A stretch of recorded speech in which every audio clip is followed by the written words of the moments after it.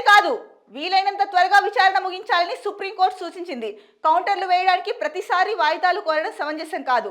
2 వారాలు గడువు ఇవ్వలేము, వారంలో అదనపు అఫిడవిట్ వేయండి. ఆర్బీఐని ఆదేశించిన ద్విసభ్య ధర్మాసనం విచారణ 14కు వాయిదా. మార్గదర్శి కేసులో ఆర్బీఐ తీరుపై తెలంగాణ హైకోర్టు అసంతృప్తి.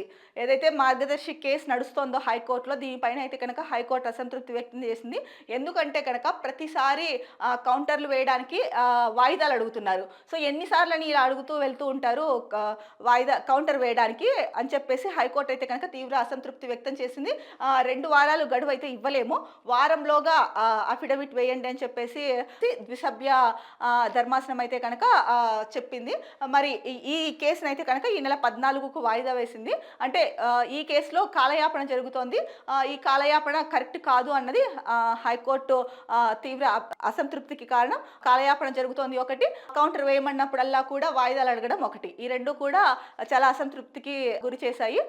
మరి ఒక కేసుని ఇన్ని రోజులు పొడిగించుకుంటూ వెళ్తే అసంతృప్తి ఎందుకు ఉండదు, ఉంటుంది కదా ఖచ్చితంగా. సో దానికి ఏదైతే సంబంధించి ఉంటుందో దానికి సంబంధించిన కౌంటరు అఫిడవిట్ దాఖలు చేయాలి, వేయాలి.